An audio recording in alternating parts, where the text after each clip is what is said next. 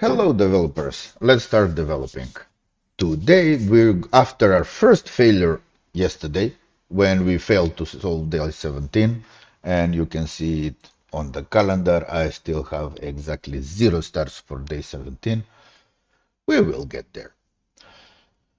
We need to take on day 18 and to be honest this kind of looks like a somewhat easier task. So we are in a situation when we have instructions of how to dig a trench. This trench is connected, so I'm quite kinda hoping that the trench that we actually need to dig is connected as well. But we'll see that and we'll check that. And we say go right, go down, go left, go. So, and going down doesn't mean going down, it means going in the other direction. So this would have been better if it was east and west instead of up and down.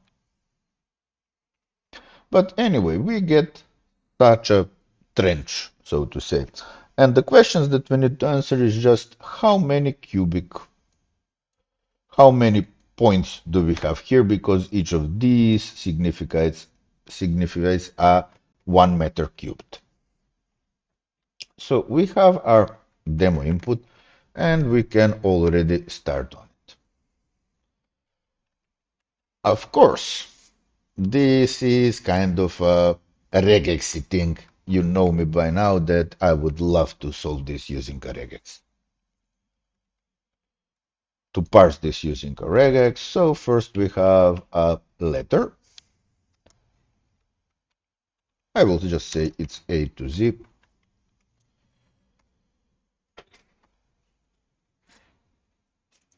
So after that we have a single letter that we want to take, and then we have a space, and then we have a digit, and we might have multiple digits because here we are digging 10 items. Anyway, after that we have one more space and then a literal open parenthesis, and then we have a hashtag, and we have some kind of color. In the first part of the task, we're just not using the color, so I have no idea why it's here for, but this is A to F, 0 through 9, and we're gonna have exactly 6 of these, because that's a hexadecimal color. And then we just close parentheses and we end our string. So we're gonna need to take on some more groups. We want to extract these, and I guess we want to extract this as well.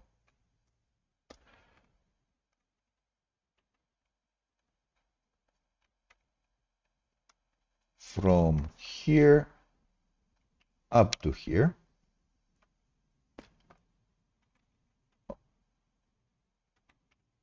Something like this. So we are getting R676. So on. Yeah, seems to be working. So this is the regex that we want to apply. So let's put that inside the code. So lines.map. For each line, we're going to run a method const. Let's define the regex. Regex is this. So match is line.match using the regex. If we don't have a match, we should panic.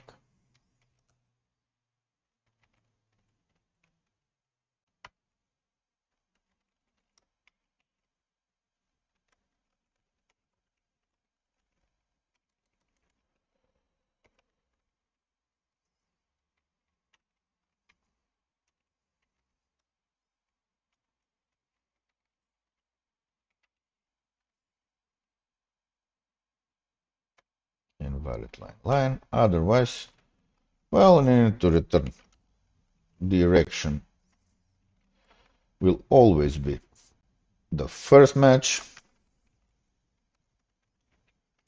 and then we will have the amount,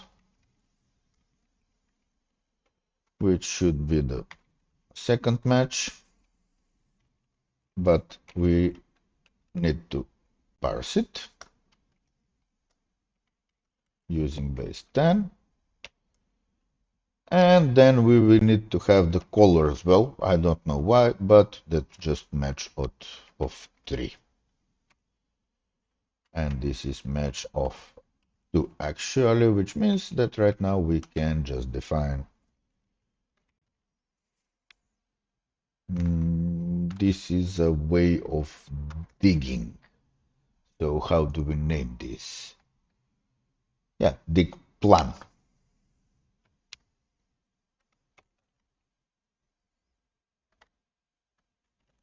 So this is a step of our plan, and it's going to direction, an amount, and a color. So, of course, instead of a string array, we're going to have a plan step array. And I think I was over eager and changed something that I didn't want to change because this is a string and this is also a string. Yeah, so now it looks like okay, and we will just say const plan steps is this, and then we're going to return plan steps. So now we get to dig. Initially,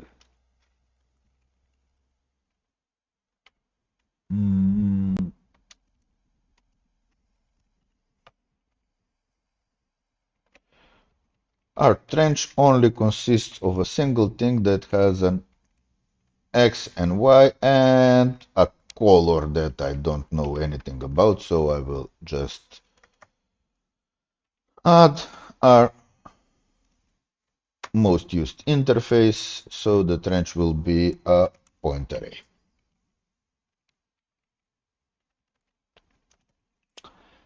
Now let's see if we are able to dig our trench, which means that we need to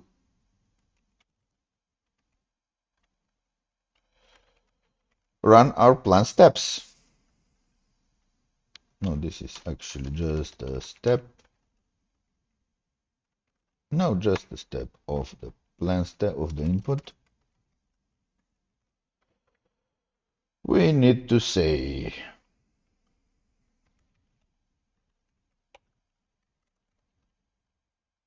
this is our position. What do we need to do? Well, we need to dig. If step dot direction is not east, but let's say right. And now I will use in this task, since we don't have a matrix per se, I will use the regular Cartesian coordinate system. So this is X, this is Y. Y grows in that direction, X grows in that direction, so we know. So R going right is growing X. So if the step direction is R, we're gonna do something else first. For each, yeah, we can just do this. For each step on the way, I'm gonna explicitly add that thing to the trench. So the trench is actually a connected line of all of them.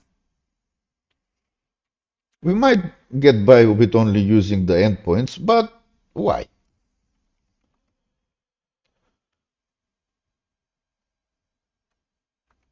And then we do a continue.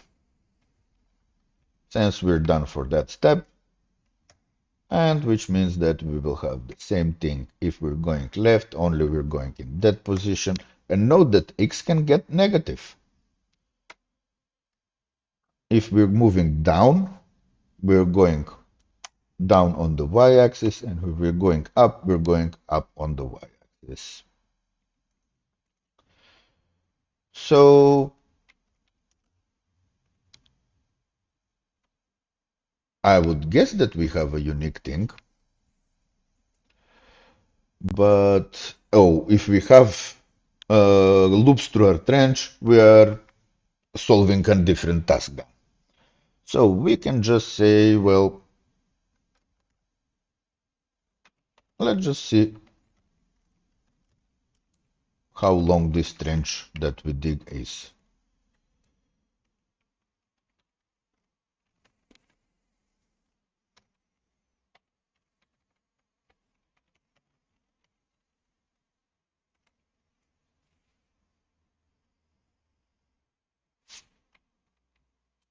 npm start.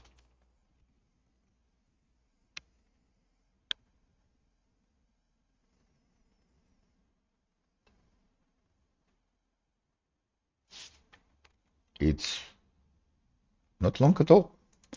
Why? Because we messed up somewhere. Do we have our input? Yeah, we do. Can we just log our input?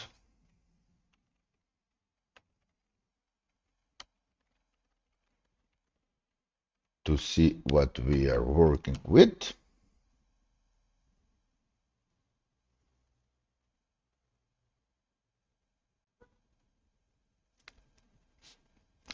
Amount is none for all of them.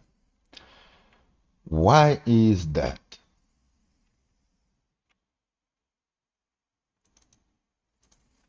Because I made a mistake and set this as 3 and then I changed it back to 1.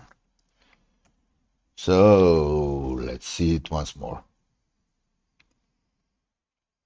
The one time when I step away from my usual practice of printing out the input, we mess it up. So we have 39 cells that are in something, but note that we started on the 0 and we end on the 0. I will actually try the same thing for the big input.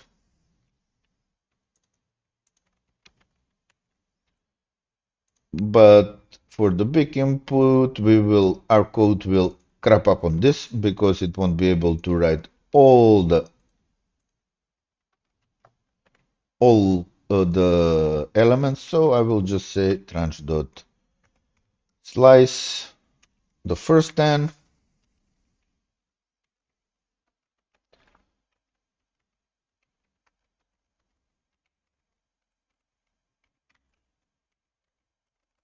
Does this work?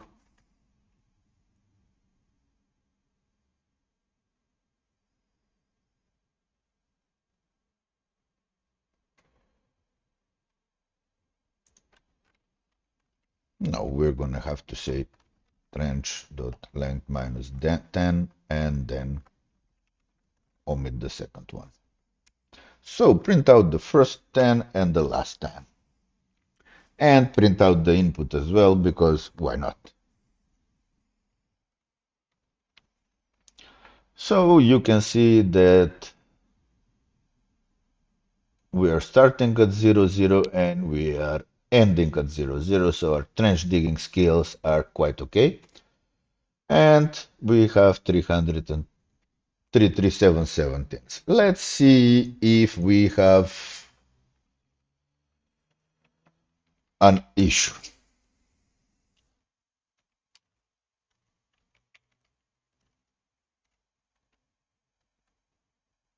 Yes, we will add this line of code.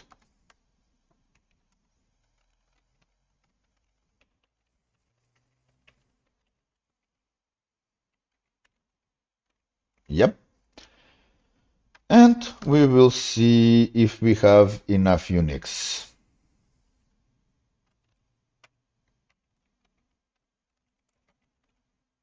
Just a test set that says something like this. No, this should be a key selector. A key selector is not this. This will work on its own. It will just be a string that says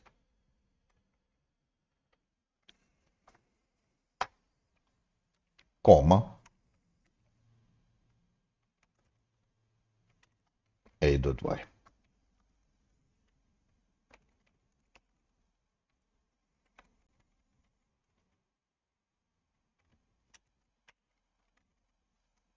and a 0.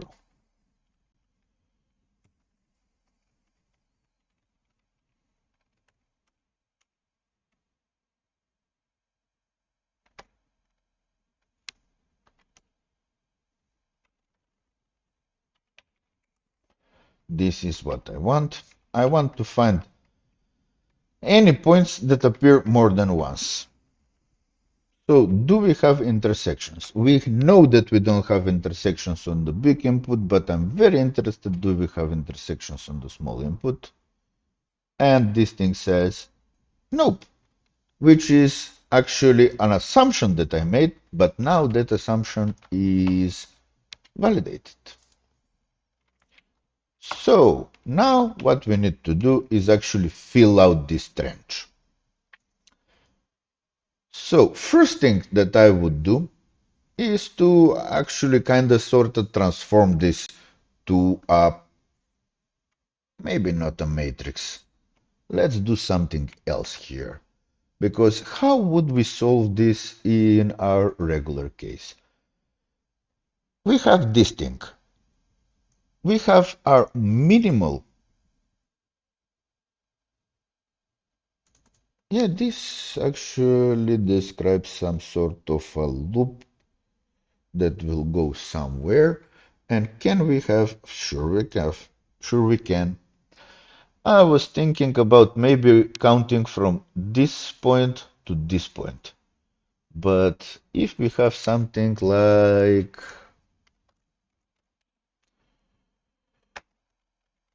this that says,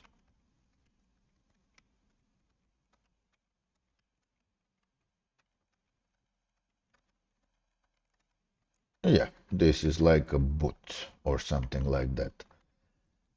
This thing is not inside of it. This thing is not inside.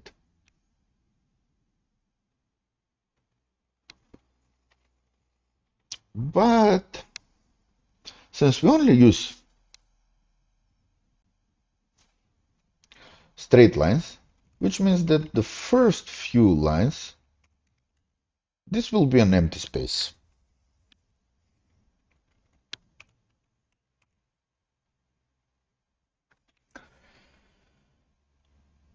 So now we can just find out, but this empty space can be here or it can be here because there's nothing stopping us from having this the same thing but the other way around. No, no, no, no, no. We do have a corner. We do have a corner, and this is the minimum corner, and I have no idea whether it will be 0 because we might start from any position that we have here, but it will be the biggest y with the smallest x. So what is the biggest y that we have?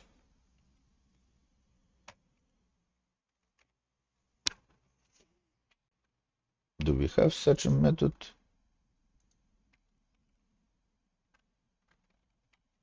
No, we have such a method. And the smallest x, and let's just console log them.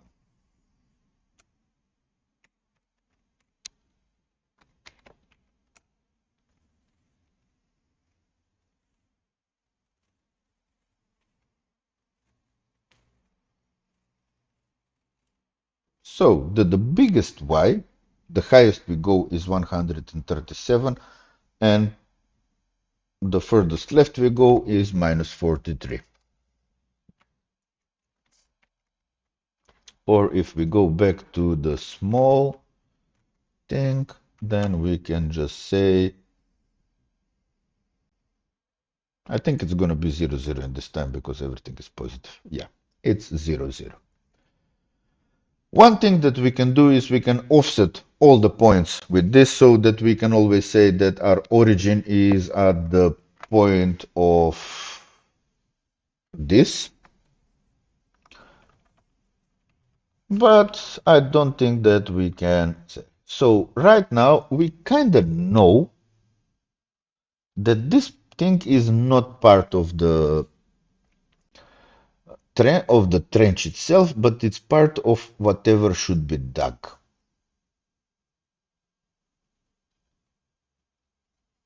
So all of its neighbors are either on the trench or should be dug up. And we can do a simulated flood fill.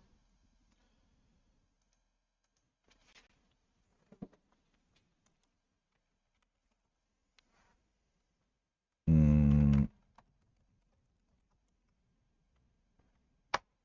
no, that, but it will be.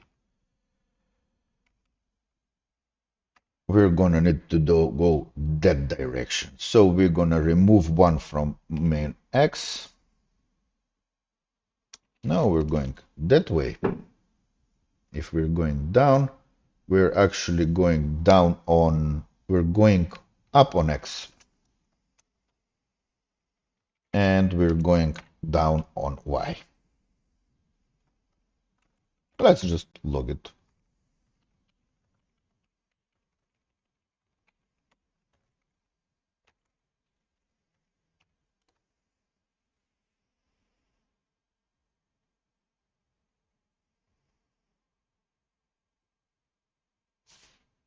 For this will be 1 on the X and minus 1 on the Y. Yeah, it's this point. So now we can say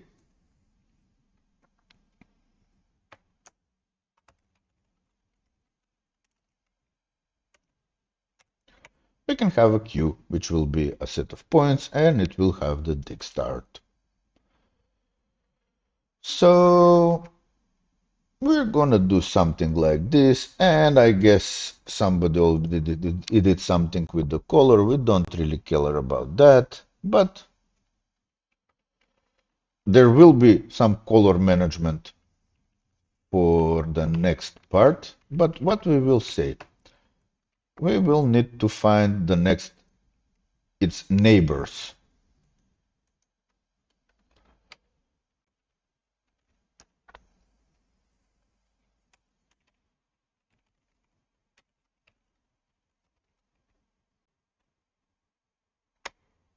No.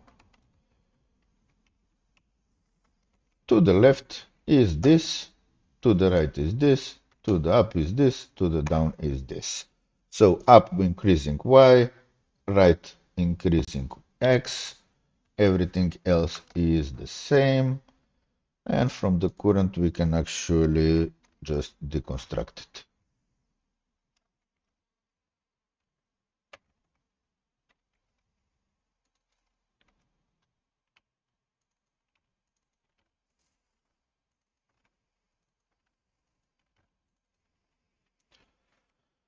And now,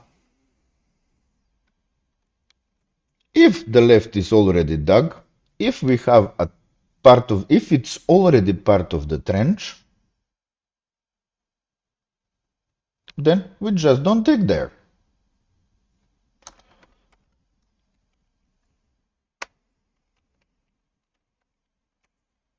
Yeah. But first, what we're gonna do, we're gonna put the point that we're digging up inside the trench.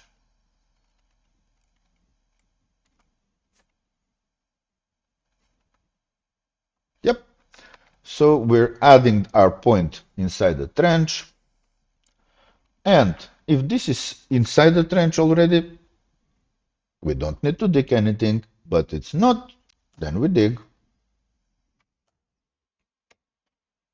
And the same can go for the up direction, and the same can go in the down direction.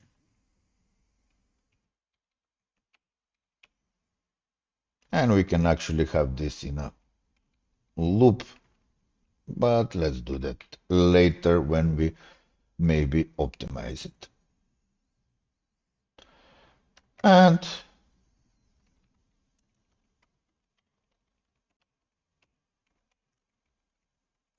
if this finishes ever, we will just need to say the trench length. So we have a variation on the theme of flat fill. I have no idea whether this will run, and it won't be too fast, but we get the correct result.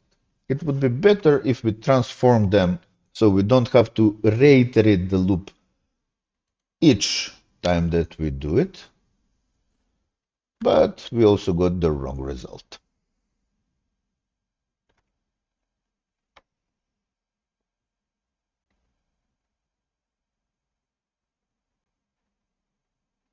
Are we sure it's not?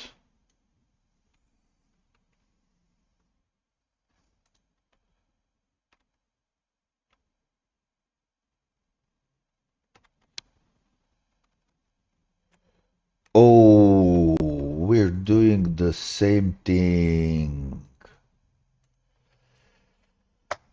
Ah, no. Now we need to check here. Because what happens? We're processing this thing. This is a neighbor and this is a neighbor. And then we're processing this thing. This is also a neighbor. So we might use two different neighbors to uh, process somebody, and we get to a point when we are pushing something inside the trench that is already inside the trench.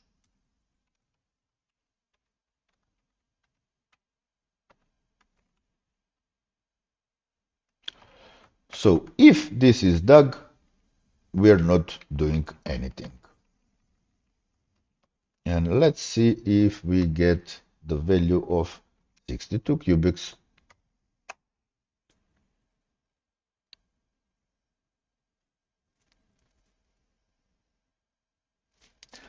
Yep. Now we are correct. And let's see how we do for the big input. I already have some ideas of how to optimize this, but I'm not sure that I will need to. Since we don't have too big of an array, the array will be something like 4 or 5,000 items. Or we might need to do this.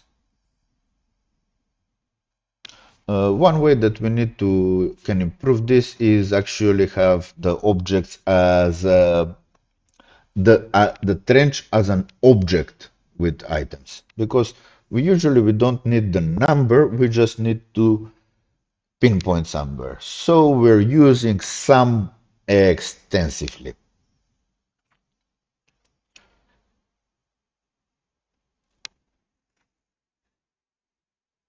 No, this is blocked.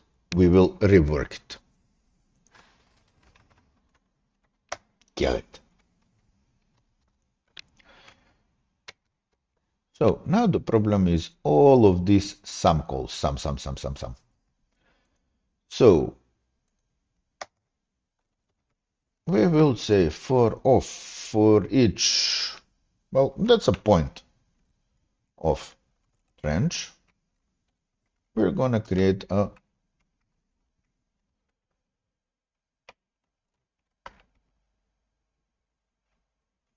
do we want it as a map?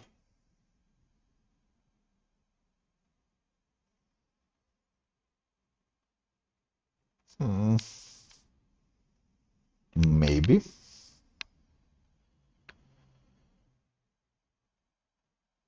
Not really.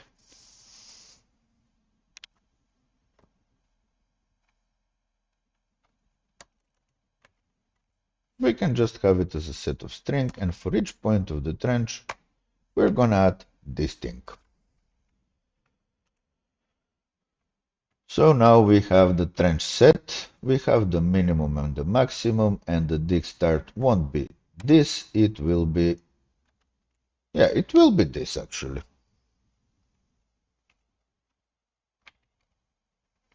So we're getting those, we're gonna calculate the key, which is this thing, and now we can say just trench set dot ASCII.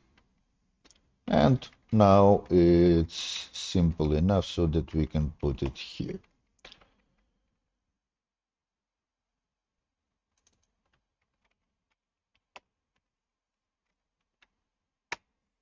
So instead of doing that, we just do this and this, and now we're gonna mess up some direction.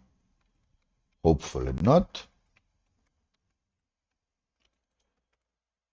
Right dig, right. Oh, it's just right.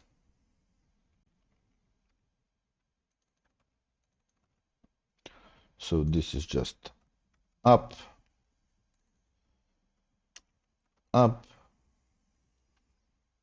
and this is just down.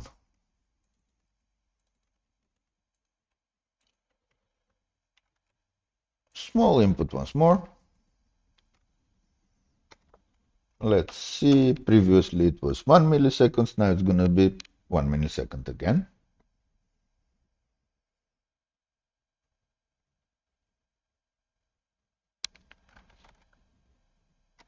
Did we save? Yeah, we did.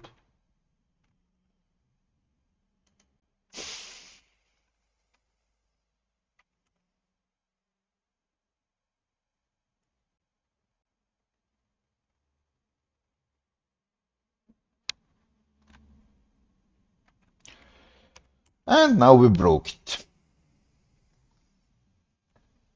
Which means that we're gonna need to fix it. Left dig, right dig.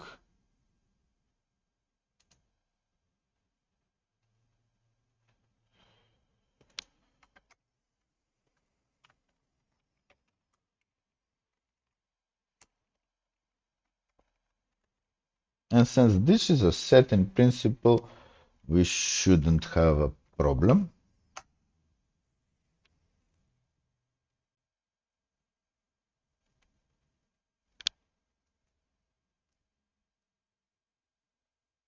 Except we kinda do. This thing keeps growing and growing and growing and growing. So we went off the deep end. So some of the changes that we did are not so correct. Comma, comma, we're using a comma, we're using a comma.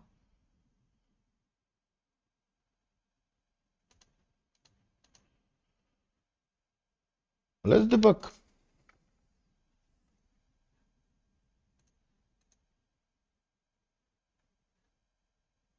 Yeah.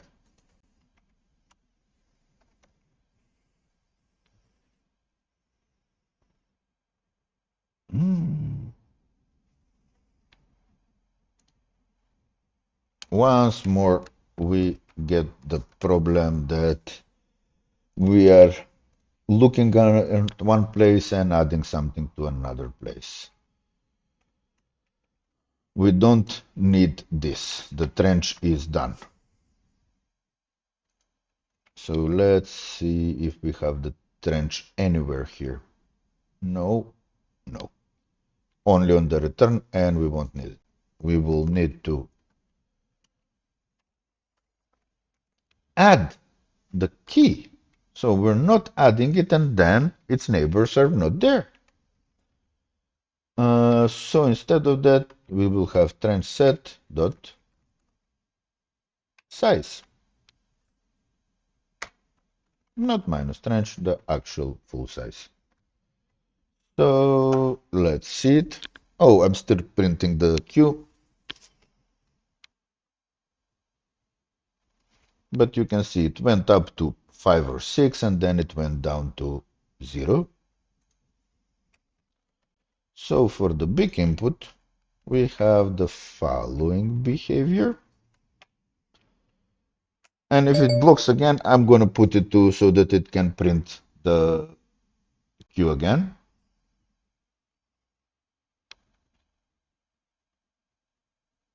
That's weird.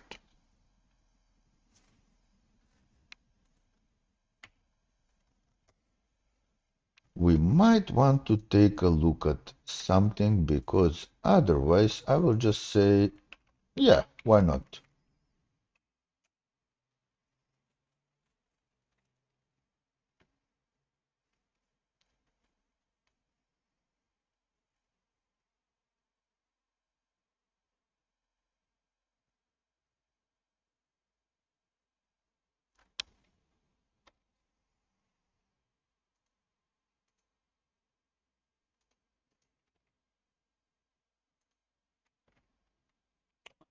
Just a sec.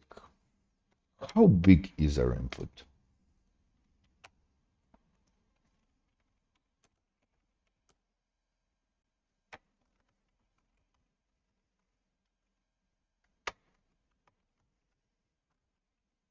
So we don't need those two dimensions, but yes. Let's see what is our bounding rectangle.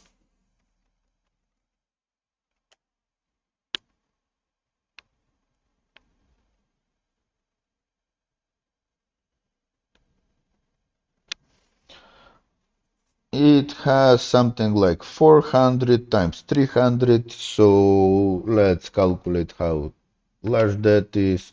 400 times 300, that's roughly few 100,000. So, which means that let's add a call count. And then if that call count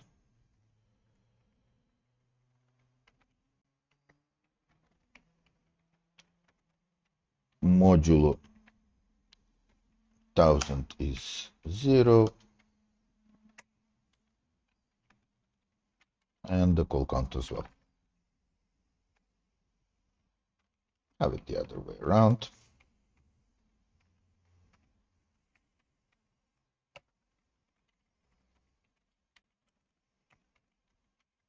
And let's actually do it on 10,000, another call count increasing here.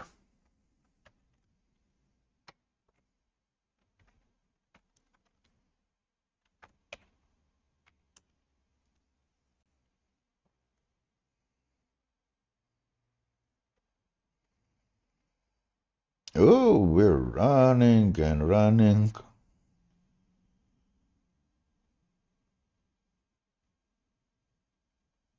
And I want to see one more thing, because maybe we just have a huge thingy. And let's see the trench set, the trench size.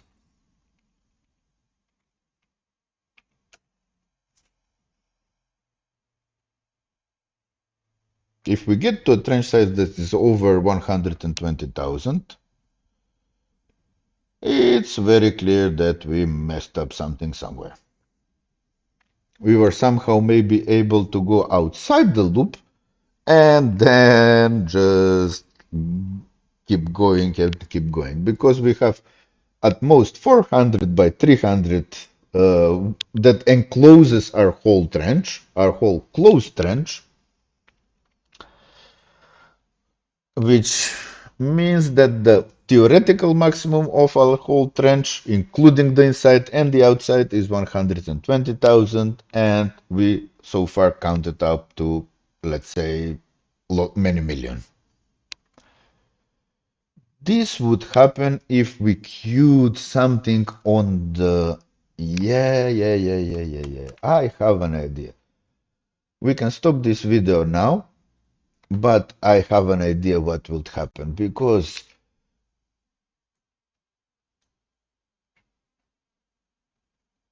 if we actually start with something like this cell, we will see that its left neighbor is part of the trench already, its right neighbor is part of the trench. This thing is not part of the trench, so it should be processed, but the one above it, that's also not part of the trench.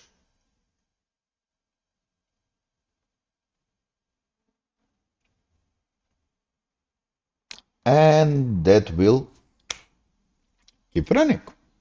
But on the other hand, we do have this piece of code.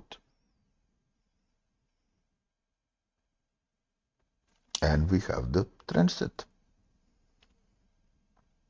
I don't know how this is possible, but numbers don't lie.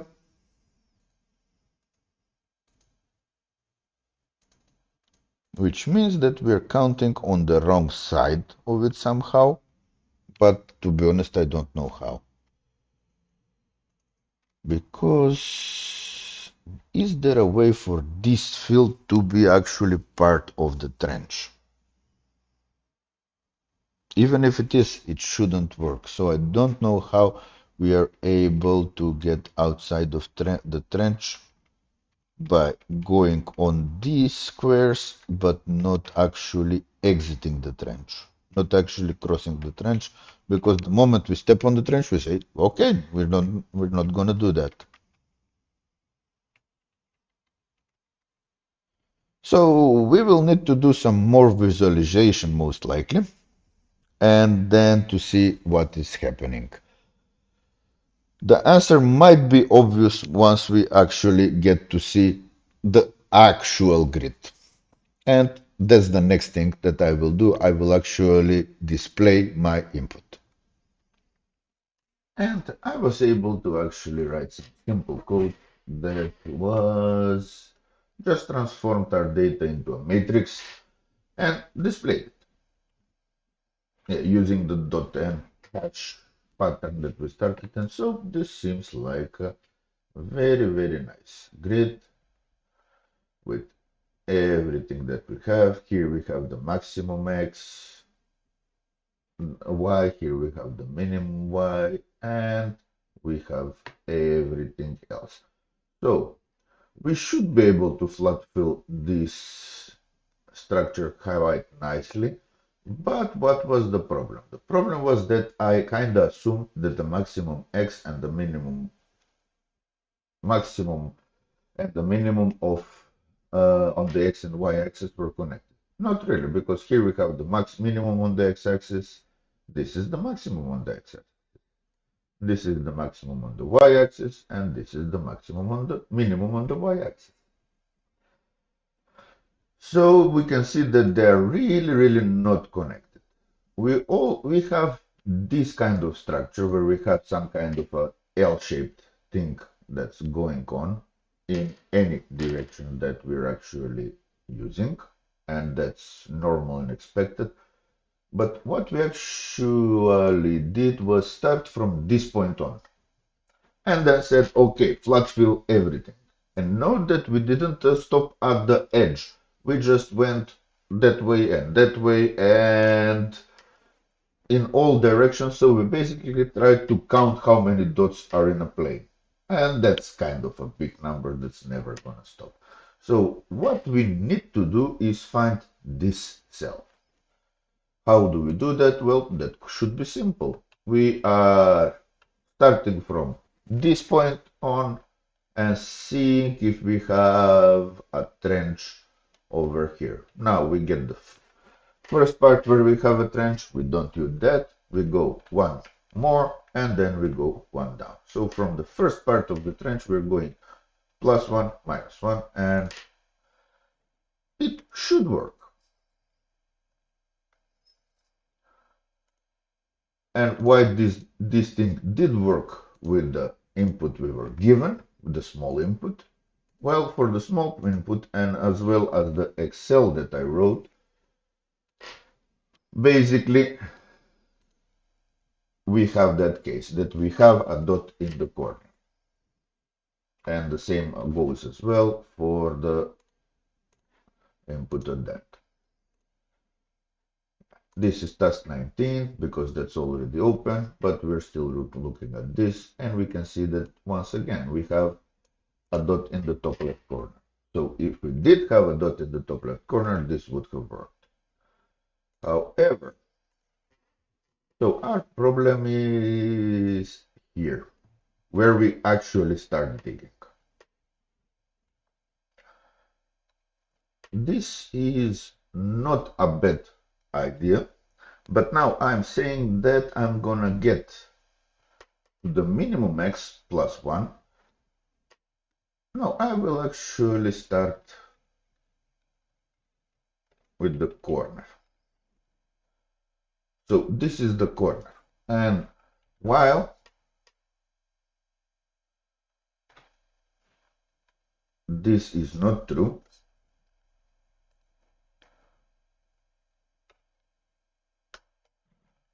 we're just gonna move away one by one. If we do that, so what we are doing in our wisdom, we are starting from this point actually. Not from this point, we are starting from this point. And then we say go, go, go, go, go, go, go, go, go, go. Until we get to this one. And when we get to this one, we should just say, well, now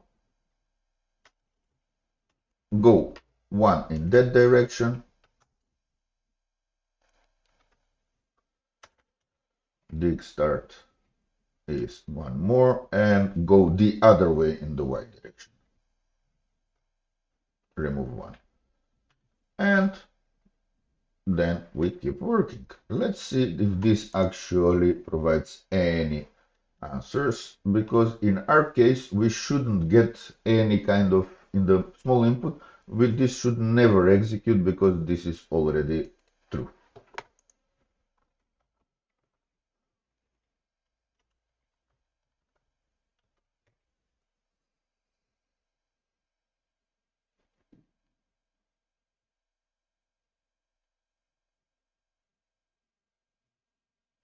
It says 62, and I think that 62 was the right answer. Yeah. So let's do the same thing with the huge input. If it works, it works. If it doesn't, we're gonna need to do some more debugging.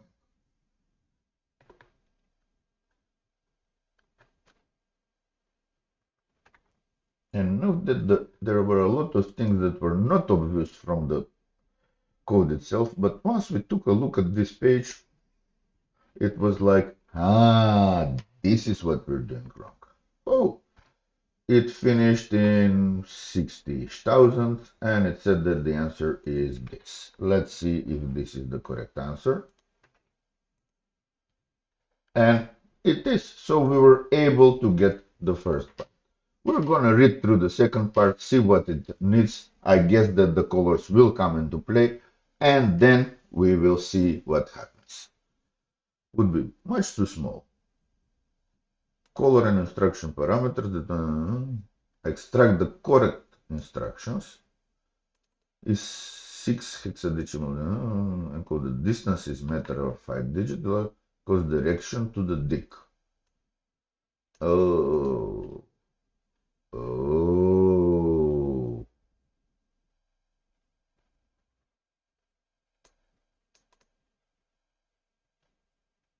Aha. So we're not using the color.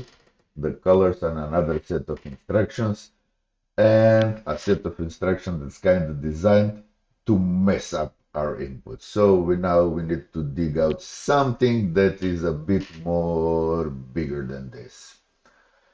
So which means that this input, which I'm going to refer to as the smaller input, we were able to draw on a map, and since it's 100 by 100 or something like that, we were able to do that. But this is something that is gonna be basically a million by million, a few million by a few million. So I would guess if we printed it out, it would be somewhere around the size of Europe. And we just don't want to do that. And we definitely don't want to do flat fill on this number. since this number is kind of on a big side. So it's about 952 billion items. It's not too much of a problem. We could eventually count up to that number, but it seems that we're gonna need to calculate. And once again, we're gonna use this thing to verify and the small thing to verify our assumptions. So what I'm guessing is that we will need to find out this part. For example, this is kind of a, and this is just thinking out loud. So we can somehow split this into a set of squares and then we can just add all of their areas. Because we do have those squares that are in general non-overlapping, but we will need to actually split this up somehow and then calculate all those areas and add them.